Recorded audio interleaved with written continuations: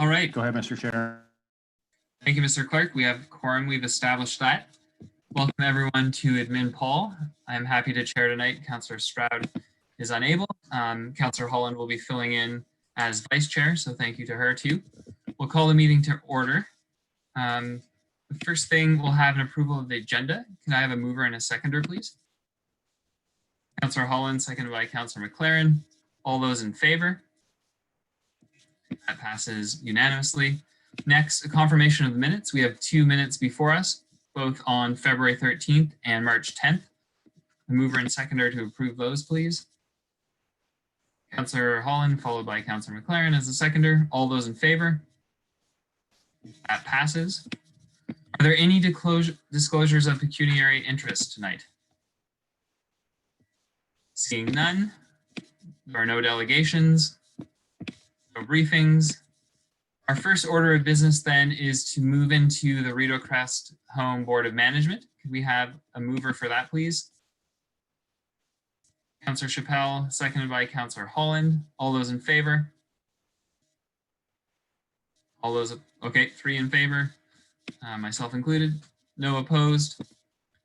So we'll hear from the administrative team at Rideau Crest. So Ms. Keys, over to you. Thank you and good evening. Can you hear me okay? Yep, sounds good.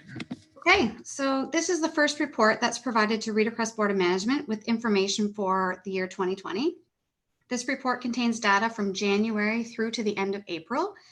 Rideau Crest Home has maintained an overall occupancy rate of 97.28% for this time period, which is lower than usual related to COVID-19 directives, such as a hold on admissions. Rideau Crest Home had 10 incidents reportable to the Ministry of Health and Long-Term Care from January through April. As noted in the last report, the ministry was in the home on December 17th to the 20th, December 23rd, and then January 2nd and 3rd. During the course of this inspection, the compliance officer reviewed 1 critical incident report, as well as 1 complaint by a resident. As a result, the home was issued 5 written notifications, to which there were 4 voluntary plans of correction. As of April of this year, there were 464 people on the wait list for the home. 261 of those are actively seeking admission to long-term care, 50 of which are in crisis awaiting placement. As of the end of April, Rideau Crest Home had spent 27.5% of its municipal contributions, which is $336,000 under budget, much of which is timing differences related to payroll costs. As the rest of the province has been dealing with, and everyone has been dealing with the battle of COVID-19, we at Rideau Crest have been doing the same over the last few months. Rideau Crest has worked very closely with the Ministry of Health, our local health integration network, and our local public health unit over the last few months to ensure the safety and security of our residents and our staff. On March 9th, all Ontario long-term care homes were directed by the ministry to begin active screening of all visitors, resident admissions, and readmissions. On the 13th, we were then directed to restrict all entrance to the home to only staff and essential visitors. The home continues to swab and isolate all residents and staff that show any signs and symptoms of COVID-19. On May 11th, the home completed COVID-19 swabs of all residents and staff as directed by the Ministry of Health and Public Health in an effort to detect asymptomatic cases of the virus. All testing results to the end of April have been negative, resulting in no cases present within the home. The home continues to work with our suppliers to ensure that we have sufficient protective equipment for all of our staff to ensure the safety of those residents that we're caring for. And we continue to work with city staff and our vendors on preparations and plans in the event we do need to declare an outbreak. And I'm happy to take any questions. Great, thank you. We'll turn to committee. Are there any questions for Ms. Keys? Councillor Chappelle and then Councillor Holland. Yes, Ms. Keys, in relation to personal protection equipment, face masks, etc., are you stuck purchasing through one specific supplier, or are you looking at alternate suppliers as well in case there's a run on demand? Thank you, and through your chair. We have been working with a number of suppliers to try and obtain masks specifically. We are currently using a vendor that supplies dental labs with procedure masks. They were the ones that we could find within Ontario that could ship to us much quicker than our normal vendors could. A lot of the vendors that supply long-term care homes in the area were sufficiently back ordered on masks, on gowns, and on protective eyewear. So we have been reaching out to a number of vendors and also utilizing some vendors that the city has been utilizing and finding over the course of COVID. Okay, thank you very much. Councillor Holland? Thank you. Thanks so much for the report and for all the work you and staff have been doing over these last few months. It must truly have been one of the most difficult periods for Rideau Crest. This question is not so much related to the report, but we did just get an announcement today. So if I'm ruled out of order or we don't have the information, it's fine because I know it's totally new. But because there will be a lot of public interest in the fact that the province has now begun to enable family members or visitors to come to the home or to visit outdoors. Have the policies and procedures, are they ready? Do we have any timelines or any idea on how Rideau Crest can adapt to that current change? Yes, thank you. Through you. We got word closer to the end of May that this was going to be the next step, which was going to be outside visits. So we've been in consultation with the local public health unit and the other long-term care homes in the area, talking about this issue and how we can facilitate visitations with residents and families outside. So we have been working on this last couple of weeks and been preparing to implement this visitation starting next week. So we have a number of measures in place, and we are ready and prepared to start to implement that next week. Yes. Excellent. Thank you. That's excellent. And then the next question is, this is based on the report, but also just based on the fact that I know that we are recruiting at the moment. Are there any difficulties in recruiting? Is the current environment making that challenging? And just sort of any overall thoughts on the staffing levels would be great. Thank you. And through you. Yes, staffing over the course of the last couple of years has been rather difficult in long-term care. The province declared what they consider to be a PSW critical shortage just in 2019. We at Rideau Crest currently have actually been quite successful in recruitment, especially through 2020. We have very few vacancies at this time. We've been working with the local education institutions and our recruitment officers here within the city and have really been quite successful and hopeful that this will be sustained moving forward. Great. Excellent work. Thanks very much. Other questions from the committee? Councillor Holland, would you take the chair for one moment? I take the chair and I recognize you. Thank you. Actually, following up to the questions about recruitment, I'm wondering about the spending on staff. It mentioned in the report that there's been overspending, which is understandable in this time especially. But it also mentioned that the province has an additional fund for paying staff. So I'm wondering if you could just talk about the relationship between where the budget's at and those additional funds from the province. Thank you. Through you. The province has implemented most recently pandemic pay, temporary pandemic pay, which has been an increase to all frontline staff here at Rideau Crest with an additional $4 per hour for worked hours, as well as an additional $250 for every 100 hours worked in a 4-week time period. And that's going from mid-April through until mid-August. So we have seen this implemented. We have not seen the funds yet from the province. We anticipate that some of that money will be coming in June, and the rest will be claims-based closer to the end of the year. As for COVID-related funds, we have seen thus far $75,000 in emergency COVID funding from the province. That's been 3 separate funds that have come, one in March, one in April, and another one in May. We do anticipate a 4th lump sum coming in the month of June. We don't know what that's going to look like in terms of the amount, but those are the funds that we have received so far from the province. Okay, so would the overspending on staffing be made up by some of those additional funds that will come in a few months, or is that just a more structural shortage that could be addressed at another time?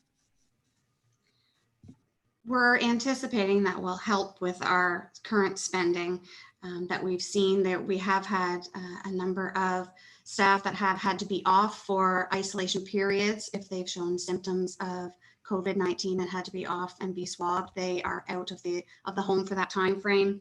We have been covering much of those times at overtime costs, so we're hopeful that some of the funds that we're getting from the province is offsetting that, as well as some of the PPE costs that we've seen, which have been drastically increased over the last couple of months.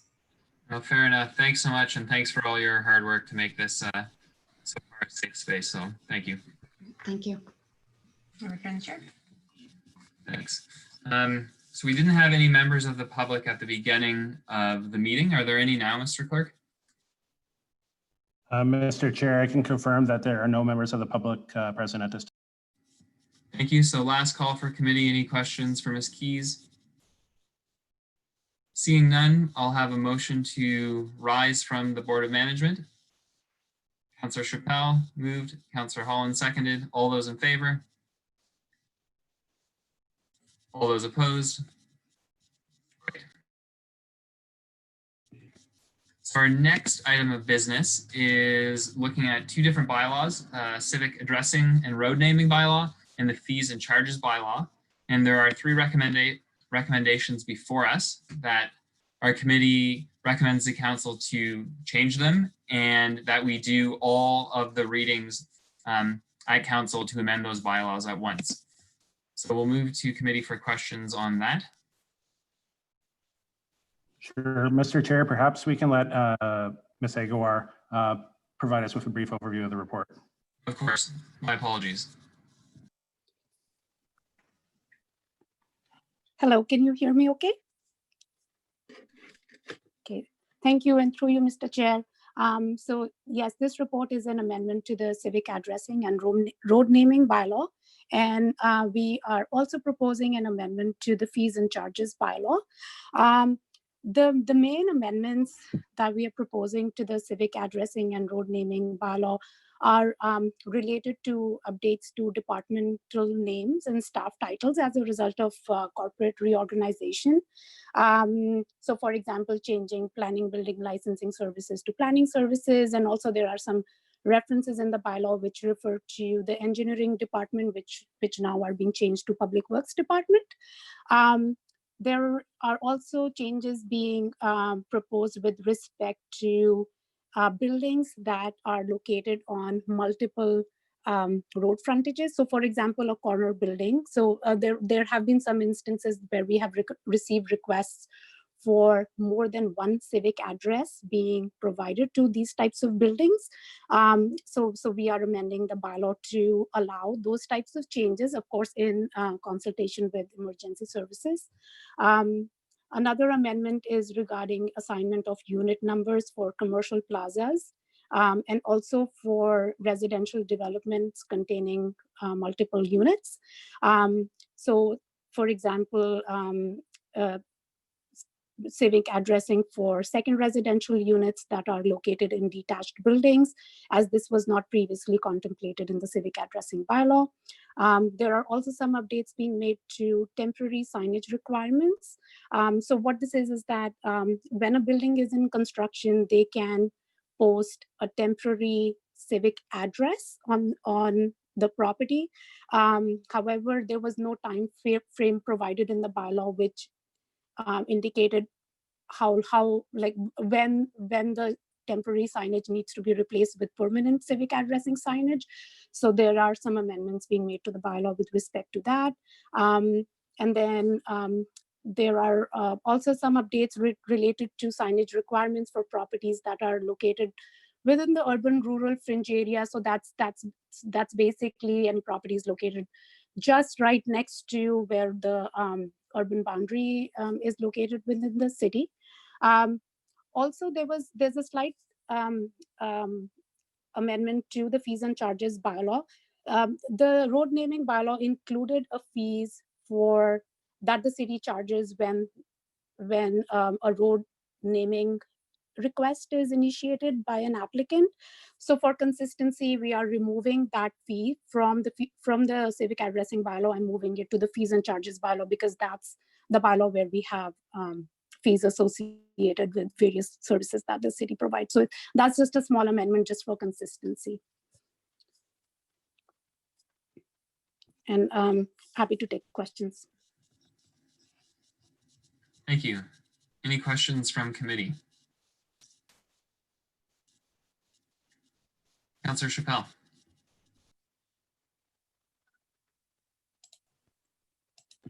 Councillor Chappelle, unmute. Thank you. There are some interesting city and street names, and I was just wondering if we could just have a review on how names get posted for subdivisions. Yes, and through you, Mr. Chair. So as part of a subdivision approval process, initially, what the civic addressing bylaw requires is that the applicant should initially be proposing streets at street A, street B, street C through the subdivision process. And then later on, when we are finalizing the subdivision, at that time, street names are proposed. There are certain requirements in the bylaw which speak to like, for example, there could be a theme within the subdivision street names, and also the fact that street names should be clear, and there are certain road naming conventions in the bylaw. They can absolutely, an applicant for a subdivision approval can propose street names, which we would then run by emergency services to make sure that they would be okay. Also, we want to make sure that we are not using street names that are used in other parts of the city. So for example, Union Street versus Union Road, those types of similar sounding street names are not recommended at all. And if Ms. Eusebio wants to add anything, Anne-Marie, you can please go ahead. Thank you. Thank you.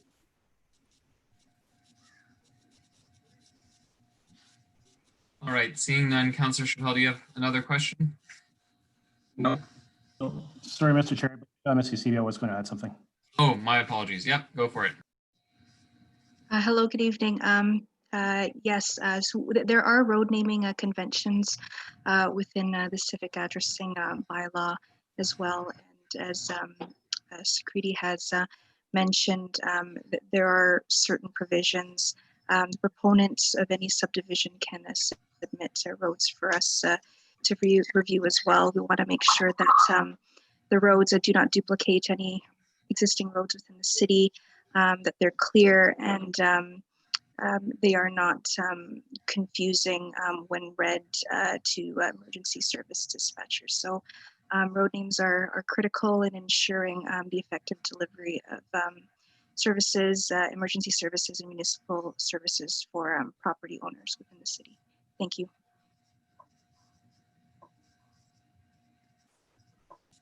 All right, Councillor Holland, would you take the chair for a minute?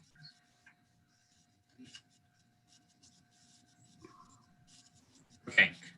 My only question about all of this is, will the changes be retroactive? In other words, we'll use secondary suites as an example. If someone has a secondary suite now, the address doesn't match what this is proposing for the future, will they have to go back and change it?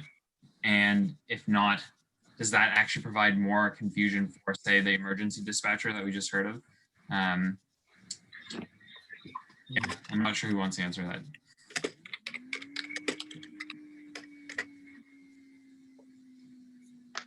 Mr. Chair, Ms. Eusebio. Go ahead. Thank you, Mr. Chair, for the question. We recognize that through the bylaw is updated every 5 years to look at any administrative amendments that may be needed. We recognize that emergency service requirements could change either with fire and rescue, the paramedics, and the police. These are partners that we often consult with regards to road renaming and civic addressing. So if there is a change, given your example with regards to secondary units, we have an ability through updates to the civic addressing bylaw that we do every 5 years to ensure that any changes that have been identified through inquiries or complaints received from emergency services, that those changes be implemented through future amendments in the bylaw to ensure compliance with emergency service providers as well as protecting the health and safety of our citizens. Thank you. A follow-up to that is, just to be clear, so it is only going forward, or people will have to change going back based on that 5-year review? I'm just trying to understand if this is something, that will need a citywide communication effort for all residents to check their numbers and get new plates or whatever, or I think they're called blades, to change, or just now new subdivisions or new builds or new approvals of secondary suites that will be under this bylaw if it goes forward. Thank you, Mr. Chair. So this is a new amendment, so I'm going forward. So this is for anything new that is coming up for any new development with regards to secondary units. Okay, thank you. Return the chair. Thank you. Checking one more time if there are members of the public, Mr. Clerk. No, but before we get to members of the public, Ms. Agarwar would like to speak.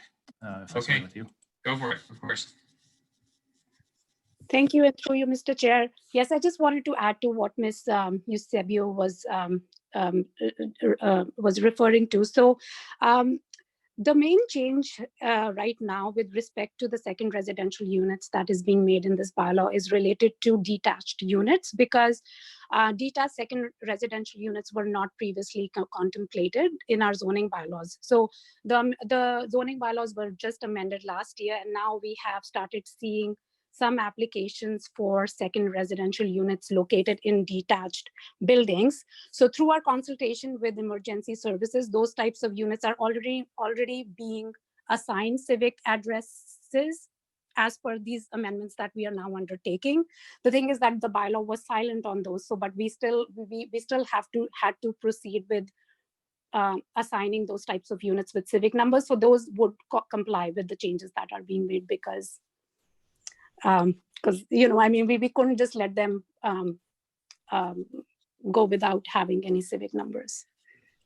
Makes sense. Okay, thank you.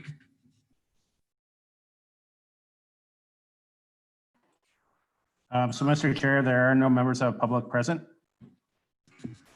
Thank you. Final call for committee questions of staff. So we have 3 recommendations before us. We'll put it on the floor. Could I have a mover, please? Councillor Holland, a seconder. Councillor Chappelle. All those in favor? That's everyone. All right, thank you. So just pulling my agenda back up. No motions tonight. I presume there are no notices of motion. No, there are not. Seeing none, no other business. Mr. Clerk, have there been any correspondence on these files? No, we have not received any correspondence. Thank you. We'll meet next time on Thursday, August 6th. And motion to adjourn, please. Councillor McLaren, Councillor Holland. Thank you. Before your time. All those in favor? That passes. There you go. 25 minutes. Thank you, everyone. Enjoy the weather. Thank you, Mr. Chair.